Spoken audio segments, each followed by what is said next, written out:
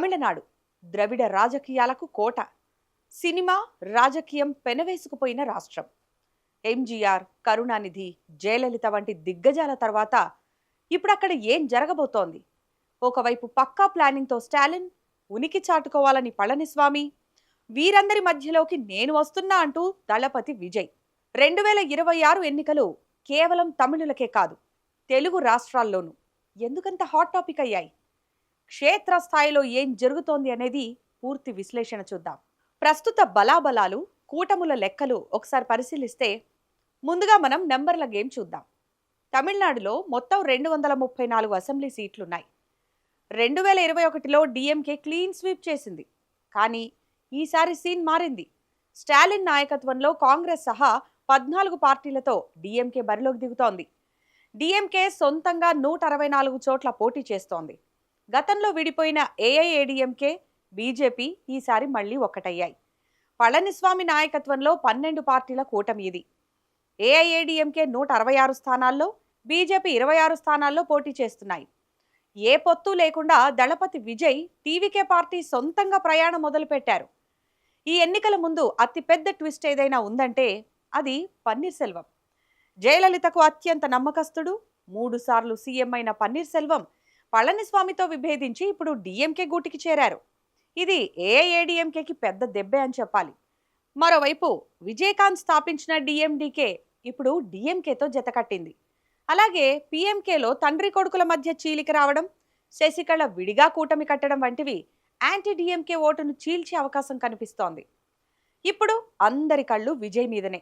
విజయ్ రాకతో డిఎంకే సంబరపడుతోంది. ఎందుకంటే ప్రభుత్వం మీద ఉన్న వ్యతిరేక ఓటు ఏకపక్షంగా ఏఐఏడిఎంకేకి వెళ్లకుండా విజయ్ చీలుస్తారని వారి నమ్మకం. కానీ క్షేత్రస్థాయిలో చూస్తే యువత, మహిళలు విజయ్ వైపు మొగ్గు చూపుతున్నారు. ముఖ్యంగా తూర్పు తిరుచి, పెరంబూర్ వంటి నియోజకవర్గాల్లో విజయ్ స్వయంగా పోటీ చేస్తుండడం హీట్ పెంచుతోంది. 70 ఏళ్లు వీళ్లే పాలించారు, ఇప్పుడు మార్పు కావాలి అన్నదే విజయ్ అభిమానుల నినాదం.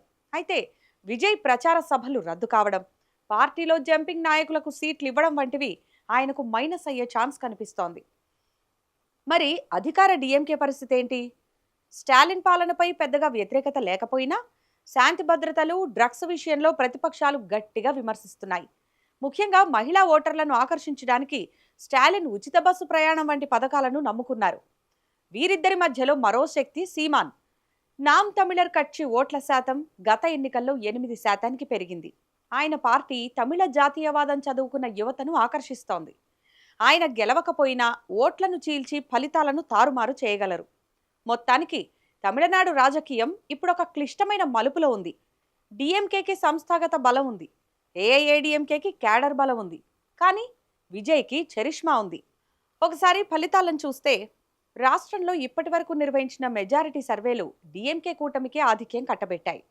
తమిళనాడు ఎన్నికలపై పొలిటికల్ వ్యూస్ సంస్థ నిర్వహించిన తాజా సర్వేలో విపక్ష అన్నాడీఎంకే కూటమి వైపు మొగ్గు కనిపిస్తోంది.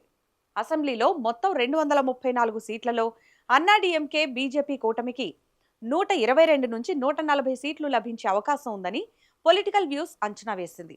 అలాగే అధికార డిఎంకే కూటమికి కేవలం 88 నుంచి 106 సీట్లు మాత్రమే వస్తున్నట్లు తెలిపింది. ఇక విజయ్ కొత్త పార్టీ టీవీకే 2 నుంచి 8 సీట్లు మాత్రమే సాధించి ఉనికి చాటుకోనున్నట్టు వెల్లడించింది. JVC polls, C voter, Matrize, news 18 మాత్రం అన్నాడీఎంకే కూటమి గెలుస్తుందని చెబుతున్నాయి. ఈ నేపథ్యంలో పొలిటికల్ వ్యూస్ తాజా సర్వేకు ప్రాధాన్యం ఏర్పడింది. అయితే రాష్ట్రంలో డిఎంకే కూటమిపై ఉన్న ప్రజా వ్యతిరేకతకు విజయ్ ఓట్ల చీలిక ఫ్యాక్టర్ తోడైతే అన్నాడీఎంకే కూటమి గెలుపు ఖాయమనే అంచనాలు వెలువడుతున్నాయి. దీంతో ఈసారి ఎన్నికలపై ఉత్కంఠ మరింత పెరుగుతోంది. సి ఓటర్ సంస్థ ఎగ్జిట్ పోల్ సర్వేలో అధికార డిఎంకే కూటమి 41% ఓట్లతో ముందంజలో ఉండగా, దాని తర్వాతి స్థానంలో 38% ఓట్లతో అన్నాడీఎంకే కూటమి ఉంది.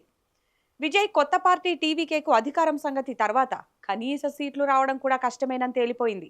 అంటే విజయ్ పార్టీ ఏపీలో 2019 ఎన్నికల్లో జనసేన మాదిరిగానే 1-2 స్థానాలతో సరిపెట్టుకున్నా ఆశ్చర్యపడాల్సిన పని లేదని C voter exit poll survey తేల్చి చెప్పింది.